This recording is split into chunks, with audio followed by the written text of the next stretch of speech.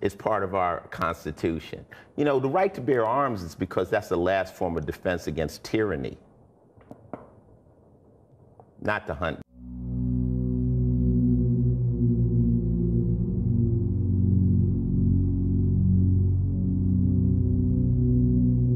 But these tragedies never lead to tougher gun control, ever. We're not doing enough. And we will have to change. To close the gun show loophole in Colorado after Columbine, when the legislature wouldn't do it, we did it. We need gun control. And people who want to move in that direction, I think, need to rethink longer-term ways to change public opinion. For gun control, stop for gun control. It's down to, are you pro-gun or anti-gun? Are you for the Second Amendment or against it? You know, there's a lot of gray in between. Now, with that, we've been reading, you can shoot off 1 a second. You can kill, in a sitting duck situation, you could potentially shoot or kill 50 to 60 people in a minute. Now, most people would say that's not a hunting rifle. They'd say it's certainly not something that James Madison or Ben Franklin was thinking about. It's a frightening weapon that could have taken on a whole regiment of British soldiers or Continentals.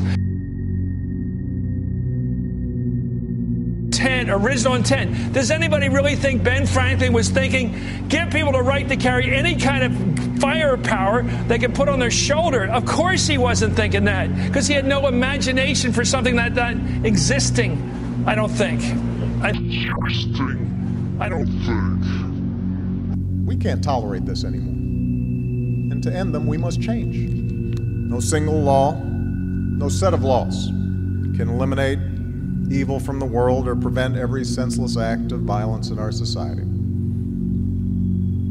But that can't be an excuse for inaction. If there's even one step we can take to save another child, then surely we have an obligation to try.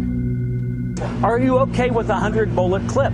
Is that okay? Is that reasonable to you? Do you support that?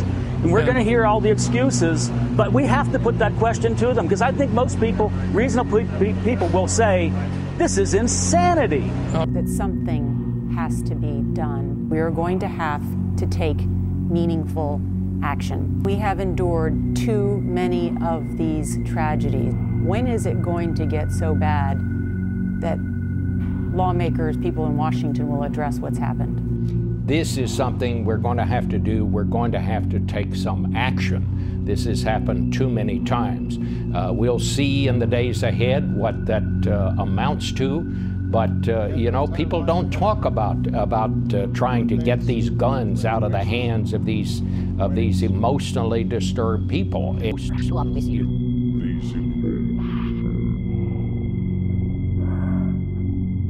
Are not able to get it, and that it's a very serious problem. It's a very complicated problem, but perhaps this will be the day that starting with the president, Washington finally got serious about trying to do something about this. Really, Nora, there's nothing I can or should add. The American public saw exactly what the president's emotional reaction to this was.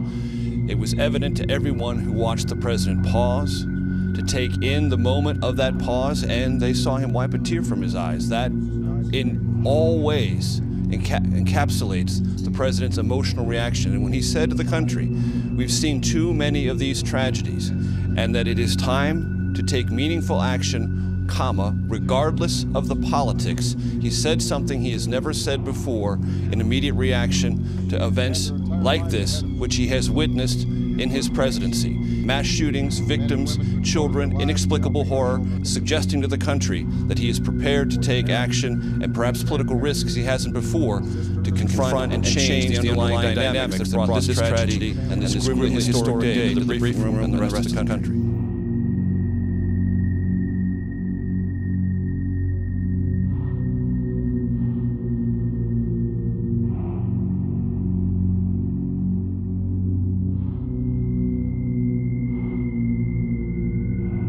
Disgusting that almost every day we learn of another person being terrorized, drugged, and attacked in their home.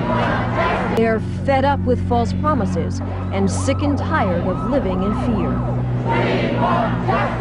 The bottom line is people want to know that they have a right to defend themselves. We come from a small country town, and it started happening there, and like just with having a 6-week-old baby, I like to know that I can protect her and that we feel safe in our own home. I would say that the politicians in this country, in Australia, have missed the boat entirely, and they've harmed a lot of people who didn't deserve harming with their laws and their approach to it. That force law-abiding citizens to surrender their firearms in a nationwide roundup and meltdown of all semi-automatic firearms and pump-action rifles and shotguns. 640,000 ordinary conventional firearms confiscated and destroyed. I actually turned in 3 firearms, and it broke my heart. I mean, it was 40 years of collecting, and I can't say it any other way than that. I felt sick. There's no ifs or buts about that. By taking that gun away from me, they've stolen something from me. A right stolen by their government, promising safety in return for its gun bans. It certainly didn't do what the government touted it would do, which was to reduce crime. It hasn't done that at all. In fact, there's been more. Cold, hard facts the anti-gun forces can no longer escape. Armed robberies have skyrocketed, up 69%. Assaults involving guns rose 28%. Gun murders increased 19%.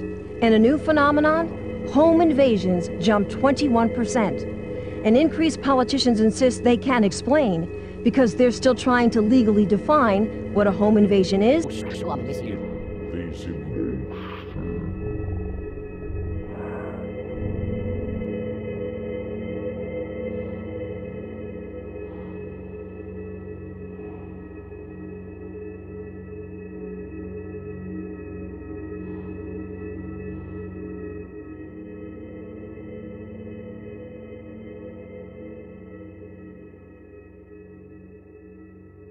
It's part of our Constitution. You know, the right to bear arms is because that's the last form of defense against tyranny. Not to hunt. It's because that's the last form of defense against tyranny. Not to hunt.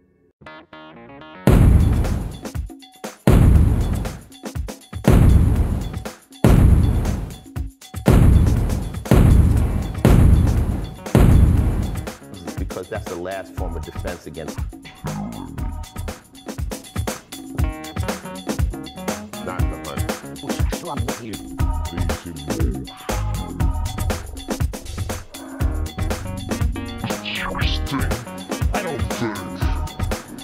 Are you okay with a 100-bullet clip?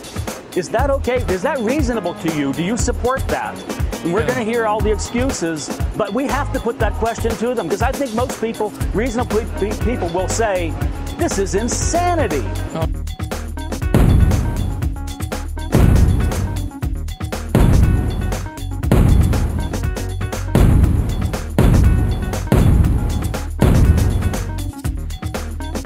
Surely we have an obligation to try. Are these emotional issues?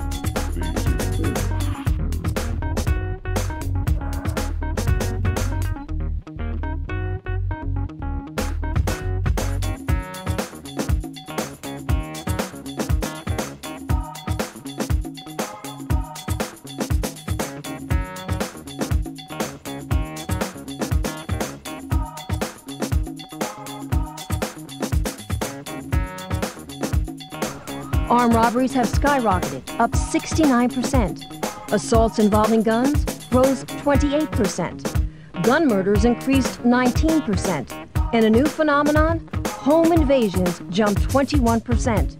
An increase politicians insist they can't explain because they're still trying to legally define what a home invasion is.